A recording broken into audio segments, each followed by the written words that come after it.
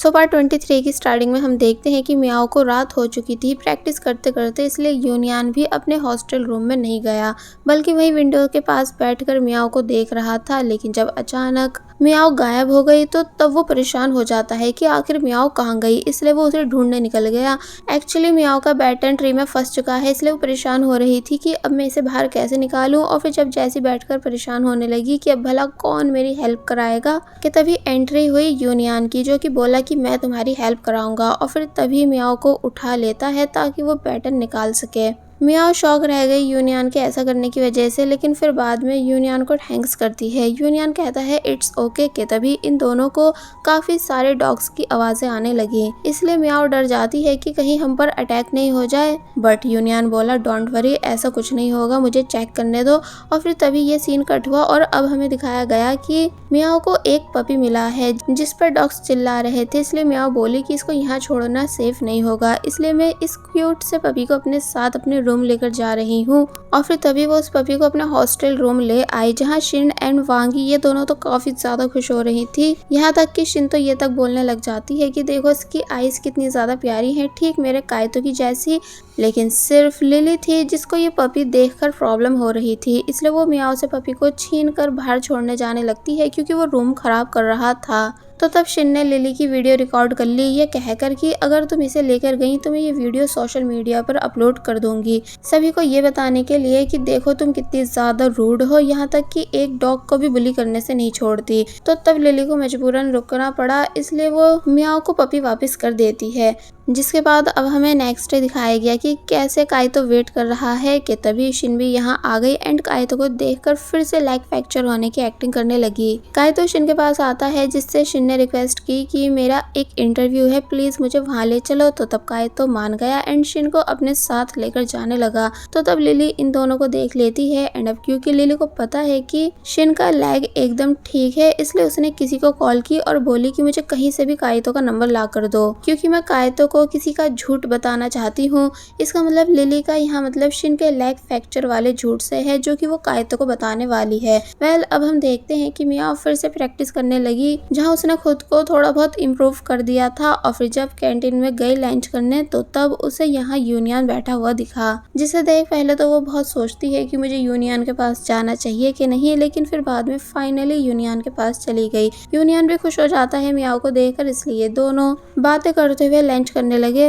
और वही काइतो जो कि शिन को फाइनली उस जगह ले आया है जहाँ शिन को इंटरव्यू देना है, तो तब वो यहाँ भी शिन की चलने में हेल्प करा रहा था। शिन कहती है कि मुझे ज्यादा टाइम नहीं लगेगा, इसलिए प्लीज मेरा वेट कर लेना, यानी मुझे तुम्हारे ही साथ वापस हॉस्टल जाना है। तो तब काइतो मान जाता है, लेकिन तभी उसे एक मैसेज आया जिसमें लिखा है कि शिन अपना लेग फ्रैक्चर होने की एक्टिंग कर रही है। तो उसे रीड कर काइतो शॉक रह गया और फिर शिन से इस बारे में पूछने लगा कि क्या तुम्हारा लेग सच में फ्रैक्चर नहीं है। तो ये सुन शिन हिचकिचाकर बोली कि हाँ है, लेकिन जब काइतो कहने लगा कि प्लीज मुझे सच बताओ क्योंकि तुम्हें पता है ना कि मैं नफरत करता हूँ उन लोगों से जो मुझे धोखा देते हैं, तो तब शिन अपनी गलती एक्सेप्ट कर लेती है एंड सॉरी करने लगी। काइतो को बहुत ही ज्यादा गुस्सा आया कि आखिर तुमने क्या सोचकर मुझे बेवकूफ बनाया, और फिर तभी शिन को यहीं छोड़कर वापस चला जाता है। बेचारी शिन उदास खड़ी रह गई क्योंकि काइतो की अटेंशन पाने के चक्कर में उसने ये सब किया था, लेकिन अब इस वजह से उसने खुद को काइतो से काफी दूर कर दिया है, इसलिए वो इंटरव्यू देने भी नहीं गई बल्कि एक बस स्टॉप पे बैठकर मियाओ को कॉल करती है ये बताकर कि मैं तुम्हें लोकेशन भेज रही हूँ, तुम प्लीज मुझे लेने आ जाओ क्योंकि मैं अपना वॉलेट साथ नहीं लाई हूँ।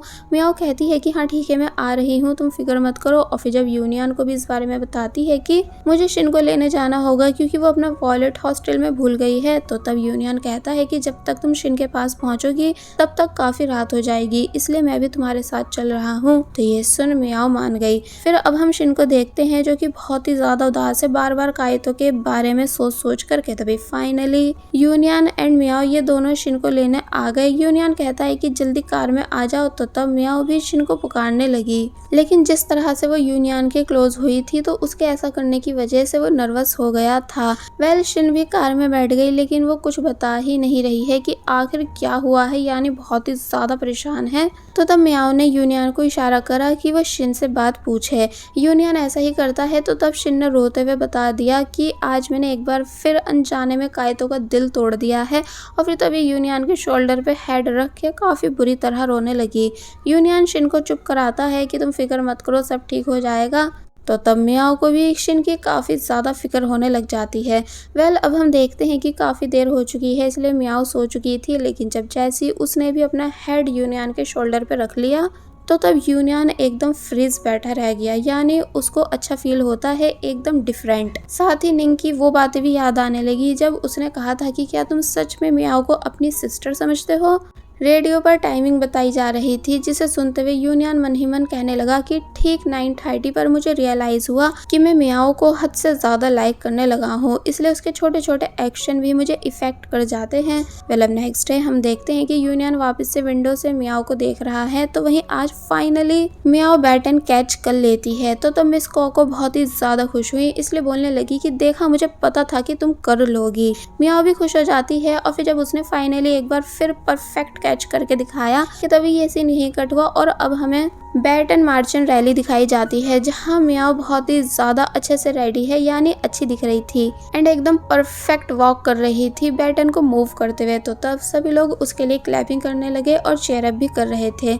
मियाओ के फ्रेंड्स एंड मिस कोको ये सब भी यहीं थे एंड मियाओ को देख देख कर खुश हो रहे थे, इंक्लूडिंग काइतो, जो कि अपनी नज़र मियाओ पर से हटा ही नहीं पा रहा था, लेकिन सिर्फ लिली थी जो कि मियाओ को देखकर जेलस हो रही थी। मियाओ वॉक करते करते काफ़ी आगे आ गई, लेकिन परेशान थी क्योंकि उसको अभी तक यूनियन नहीं दिखा था। और फिर अब जैसे फाइनली मियाओ को यूनियन दिखा तो तब वो वापस से खुश होने लग जाती है एंड बहुत ही प्यार से यूनियन की तरफ देखने लगी। यूनियन भी खुश हो जाता है मियाओ को देख देख कर, ठीक एक प्राउड बॉयफ्रेंड की तरह। और फिर ये सीन यहीं कट होता है, जिसके बाद अब हमें दिखाया गया कि कैसे हॉस्टल रूम वापस आकर तीनों फ्रेंड्स फोटोज देख रही हैं जो कि यूनियन ने मियाओ की क्लिक की है। शिन बताती है कि मैंने ही यूनियन से बोला था कि वो प्लीज मियाओ की फोटोज क्लिक कर दे, लेकिन मैं श्योर नहीं थी कि वो मानेगा कि नहीं, लेकिन जब वो एक ही बारी में मान गया था तो तब मैं भी हैरान रह गई थी। और फिर कहती है कि जरा देखो तो यूनियन ने मियाओ की एक एक फोटो को कितने दिल से क्लिक किया है, काश एक दिन काइतो भी मेरी फोटोज को ऐसे ही क्लिक करे। तो तब मियाओ और ज्यादा खुश होने लग जाती है, यानी मन ही मन फील कर रही थी। अब नेक्स्ट सीन में हम देखते हैं कि काइतो जब अपनी ई बाइक से ऑर्डर डिलीवर करने जा रहा था कि तभी उसकी किसी और की बाइक से टक्कर हो गई, जिनका सामान वो उठाकर रखने लगता है। लेकिन जब जैसे वो पर्सन आए जिनकी ये बाइक है तो तब उनको देखकर काइतो बुरी तरह शॉक रह जाता है, बिकॉज ये और कोई नहीं बल्कि काइतो के फादर हैं। इसलिए हैरानी से पूछने लगा कि आप वापस कब आए एंड क्या आप ठीक हो और क्या आप मेरी वजह से वापस आए हो। तो तब वो इस बात का तो कोई जवाब नहीं देते, बल्कि बस खुश हो रहे थे ये देखकर कि उनके बेटे ने हाईचिंग यूनिवर्सिटी जैसी बड़ी यूनिवर्सिटी में एडमिशन ले रखा है, जहां पर एडमिशन लेना बिल्कुल इजी नहीं होता। काइतो नॉनस्टॉप काफ़ी सारे क्वेश्चंस करने लगता है, लेकिन फादर कुछ भी बता नहीं रहे थे और फिर तभी जल्दी से यहाँ से चले गए। तो तब काइतो परेशान होने लगा। अब हम यूनियन के टीचर को देखते हैं जो कि यूनियन को डांट रहे हैं, क्योंकि वो अपने मॉडल्स में सारा फोकस सेफ्टी पर दे रहा है, ना कि डिज़ाइंस पर।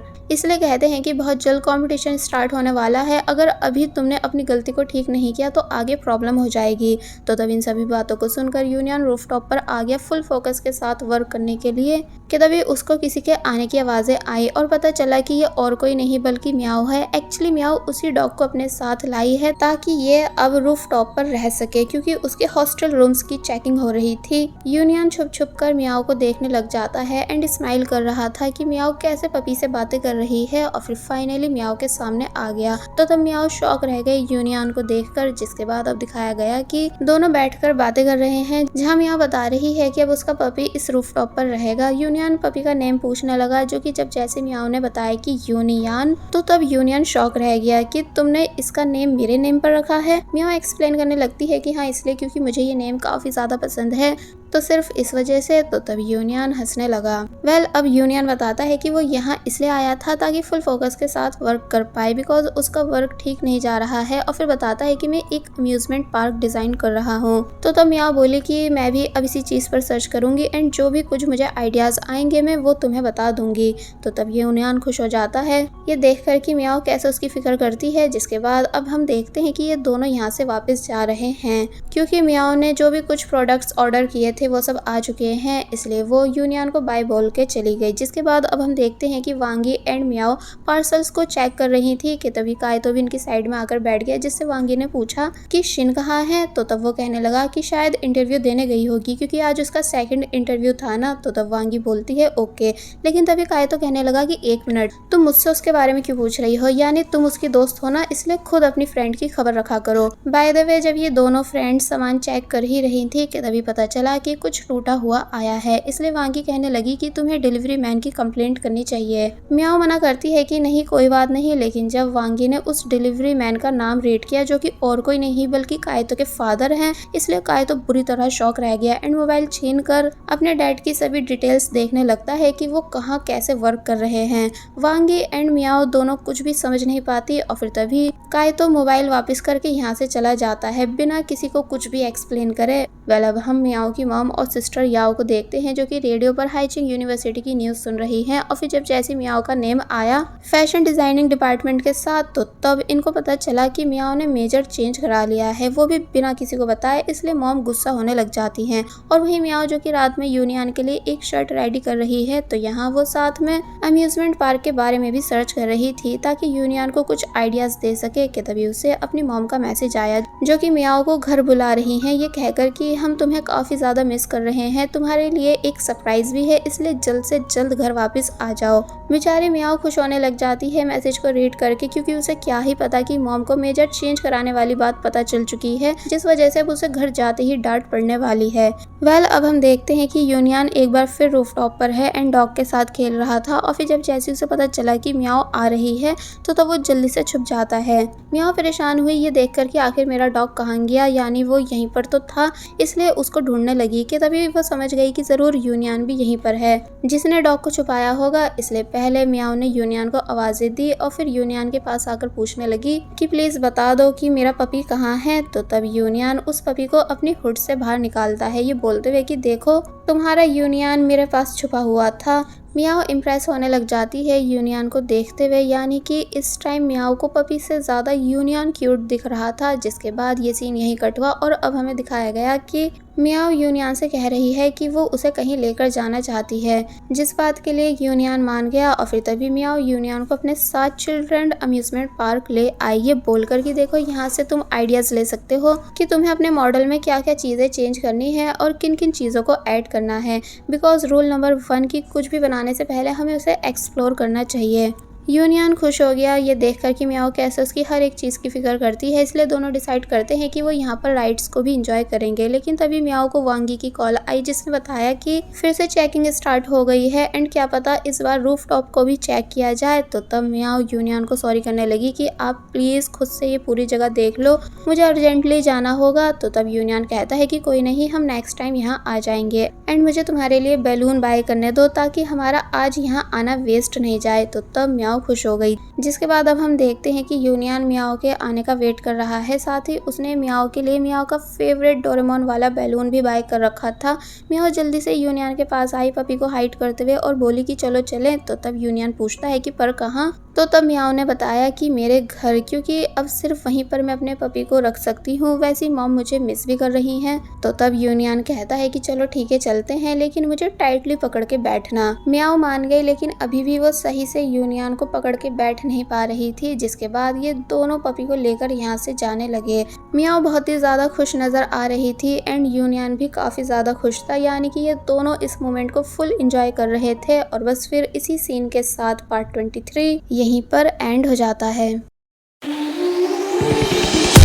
There was a time when you had me falling to the ground like a king without a crown.